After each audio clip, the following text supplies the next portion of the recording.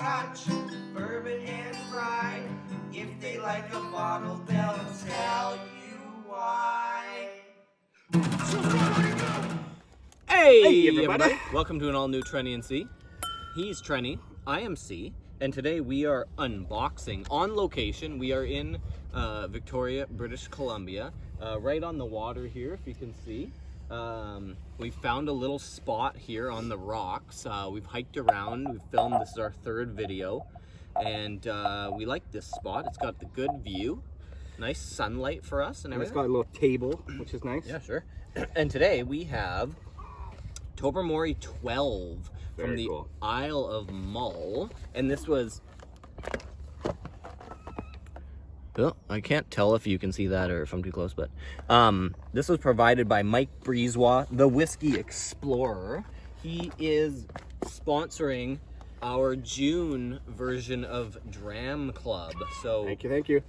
This bottle literally that we're unboxing right now will be sent around to our Dram Club members. They will be tasting the exact same bottle that we are. So awesome. And we are COVID free on the island, so don't worry. Right. So this is to date it a little bit. This is May 27th, I believe, and you know, on where we are located, there haven't been any cases of COVID-19 for approximately close to getting to 3 weeks here. So I think we're good. Also, I just want to mention, so Tobermory is the distillery that makes Lecheg 10-year-old. Which we love. Which we love, and we've never tried just Tobermory 12. No. So it's kind of going to be an interesting comparison. We will have to do a side-by-side at some point. But, so Tobermory is from the Isle of Mull, and it is the only distillery on that island. And basically, from what we know of it, we really like what they've put out in the Lecheg products. So this will be an interesting one because I think this is kind of like the unpeated version of it, and it's got the age statement of 12 years old. It's 46.3% also. Unchill filtered. Unchill filtered, probably natural color. So it's checking boxes. It's checking boxes, and it's not crazy expensive either. No. Okay, so I had a little bit of technical difficulties getting the little, you know that where it shows you the perforated like rip it here? Yeah. It ripped off before I could. So yeah. Okay, here we go. 3, 2, 1. Oh, good there's a pop. Okay, hopefully your glass doesn't fall over. Here, I'll just hold up. Beauty. There you go. Look at that color on this. Very nice color. It's not, I mean, it seems to be pretty natural looking, I'd say. I don't know if they can see that, but that's the bottle's down here. Oh yeah, okay, up on the black. Maybe that's there. It looks a little. That's pretty good. Yeah. Cool. Okay. The struggles of doing things like this outdoors. We do it at a river spot in the summer sometimes by your family's property there, and it's hard to find any balancing stones. Improvised and very spontaneous. You never know what might happen. Sometimes a glass falls over. Oh man, I like that nose instantly. It's, hey, keep it down over there. It's a seagull catching something over here. It's like fruity and really fruity, really figgy, fig Newton-y. You know when you I like that. I'm gonna relate. Okay, there. You know when you try some food and you're like, it's pretty good, but it just needs something, and then you put a little hot sauce on it, you're like, yes, like it needed that little bit of spice. Yeah, like ranch with everything. Yeah, this is giving me the, yes, everything is there because it has the fruitiness, but it also has this kind of tangy, lemony kind of thing that just makes it like kind of gives it a little bit of zing, a little bit of pop. You know? Honestly, I think too, like, I like the nose. There's a little bit of that fig Newton-y kind of biscuity flavor to it, but to me, it reminds me of like porridge right after you've put like brown sugar on it. I don't know, I'm getting like a lot of fruit notes in there. Fruit notes on it. I'm liking this one quite a lot. But I'm really liking the level of like this lemony kind of zestiness that it's got. And it's saying floral here too, so that could be something. I can see that. I'm just trying to find out like what lightly it's been aged floral. Lightly floral. Yeah. Because there's nothing. There's a sweetness on the nose as well. There's a different sweetness to this that I can't put my finger on. I know I've had that style before, but it's almost the way that when you get a fruity rye. Yeah. You know what I mean? Like it's like not that it is, but this nose is killing me right now. I love this nose. Killing you softly? Killing me softly with its nose.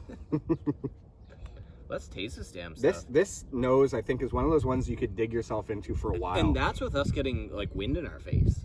That's nice. I like that a lot. Wait until we try it when it's just in like a room where it's calm. Okay, let's taste this stuff. You might be getting we're getting a breeze right now, so you might be hearing that in the camera, but okay, here we go. We have nothing good to say anyway, so just watch.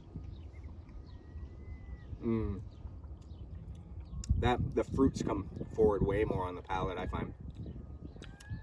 There's a little bit of this kind of like vanilla thing going on too.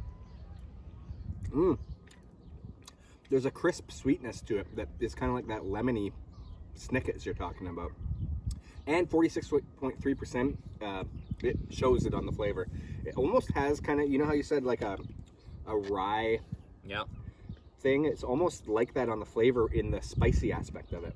There's a spice to it. But the malt hits you on the finish though. It's like the malty kind of graininess kind of hits on the back end. Yeah. It's actually quite sweet in the center. With a thin candy-coated shell. Yeah. How many licks to the center? 1, 2, 3. There's just a lot of mming right now.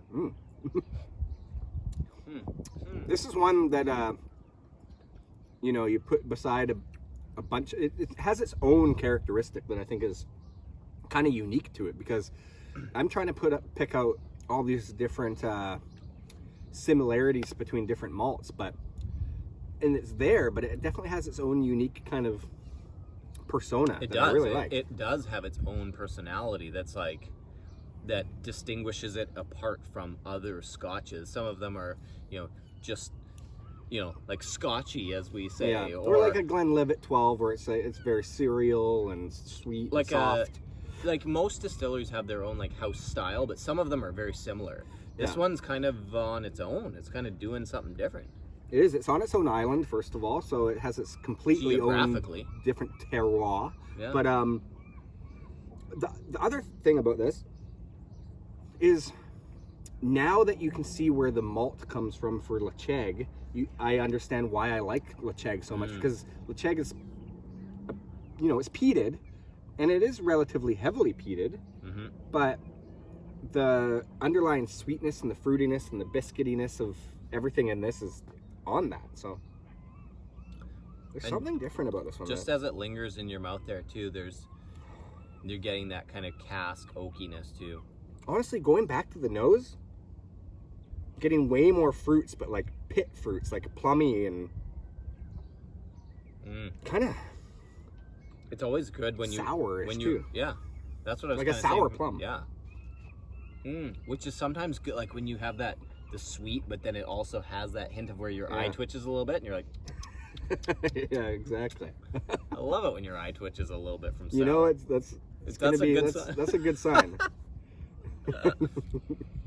It's not eyes rolling back in the back of your head good yet, but it's eye twitching. So. It's eye twitchingly good. Okay, well, thank you to Mike Brizois, the Whiskey Explorer, for sponsoring June's Dram Club, and thank you all for watching and putting up with us. And please click like, subscribe, leave a comment, and we will see you for another video soon. Yeah, we'll try to do more on-location videos too, because these are pretty fun, actually. Yeah. All right. There's people jogging by too. That was a really good jogger. Okay. Cheers. Trenny and C.